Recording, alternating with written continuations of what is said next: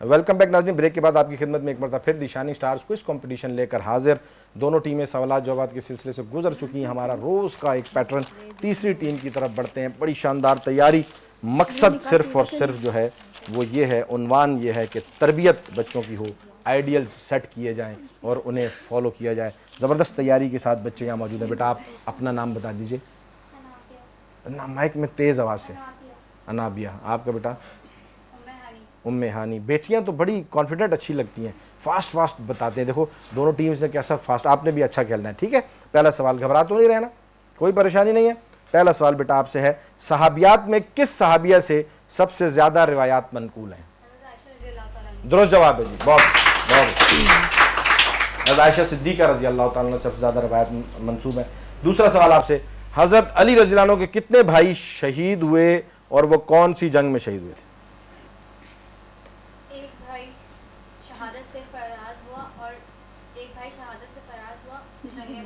جنگ موتا میں شہادت سے سرفراز ہوئے. بالکل ایسے، بالکل ایسے، جواب درست ہے جی.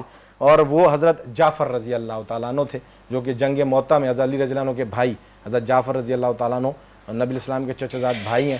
یہ جنگ موتا میں ان کو اللہ تعالیٰ نے شہادت کے درجے پہ سرفراز فرمایا تھا.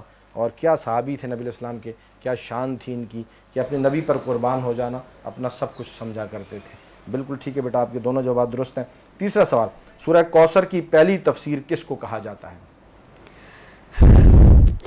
حضرت حسن بن علی رضی اللہ تعالیٰ عنہ نے حضور صلی اللہ علیہ وسلم کے آنے کے تیسرے ہی سال پیدائش گویا سورہ کوثر کی پہلی تفسیر ہے.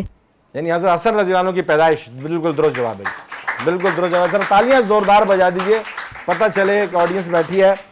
سورہ کوثر کی پہلی تفسیر، بالکل آپ کا جواب درست ہے. سیدنا حسن بن علی رضی اللہ تعالیٰ عنہ، یہ جب نبی علیہ السلام کو کفار طعنہ دیا کرتے تھے کہ آپ کا تو کوئی بیٹا نہیں ہے، تو اب آپ علیہ السلام جب دنیا سے چلے جائیں گے تو پیچھے آپ کے دین کو لینے والا، چلانے والا، آپ کی نسل آگے بڑھے گی نہیں، معاملات چلیں گے نہیں. تو آپ علیہ السلام اس پر کبھی کبھی رنجیدہ بھی ہو جایا کرتے تھے. پھر سورہ کوثر آئی تھی آپ علیہ السلام کی، اللہ تعالیٰ نے جو ہے وہ حوصلہ افزائی کے لیے، اور اس میں پھر یہ سورہ کوثر کی پہلی عملی تفسیر یہ حضرت سیدنا حسن بن علی رضی اللہ عنہ تھے کہ جب یہ پیدا ہوئے پھر نبی علیہ السلام بہت خوش ہوئے تھے. پھر ان کا عقیقہ بھی خود کیا، اور پھر ان کے منہ میں جب یہ گٹی کے طور پر آپ علیہ السلام نے اپنی زبان مبارکہ جو ہے ان کے منہ میں رکھی تھی، اور انہوں نے نبی علیہ السلام کی زبان مبارکہ کو چوسا تھا پیدائش کے بعد.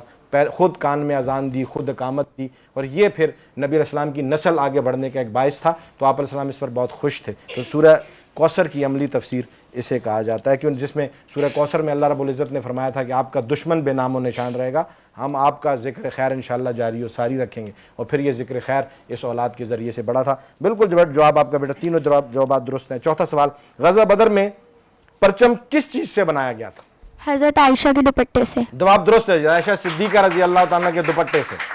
پانچواں سوال، پہلی وحی کے نزول کے بعد غار حرا سے واپسی کے راستے میں آپ علیہ السلام نے کس فرشتے کو آسمان و زمین کے درمیان ایک کرسی پر بیٹھے دیکھا؟ جبرائیل امین. حضرت جبرائیل علیہ السلام کو. درست جواب ہے. جبرائیل علیہ السلام جو کہ نبی علیہ السلام پر وحی لے کر آئے تو آپ علیہ السلام واپسی پر دیکھا تھا انہیں. بالکل 5 جوابات آپ اس وقت بھی تھے اور واپسی پر بھی دیکھا تھا کہ وہ جو زمین و آسمان کے درمیان کرسی پر وہ تشریف فرما تھے جبرائیل علیہ السلام. تالیاں تو بجا دیں تھوڑی سی بھائی، پتہ تو چلے آپ کو بار بار. اچھا آج آڈینس کچھ شاندار نہیں، پر ریپڈ فائر طرف بڑھیں گے. بیٹا آپ ریڈی ہیں جی؟ نبی کریم صلی اللہ علیہ وسلم نے خالد بن ولید رضی اللہ عنہ کس لقب سے نوازا؟ سیف اللہ کی تلوار. درست. غزوہ بدر میں مہاجرین صحابہ کی تعداد کتنی تھی؟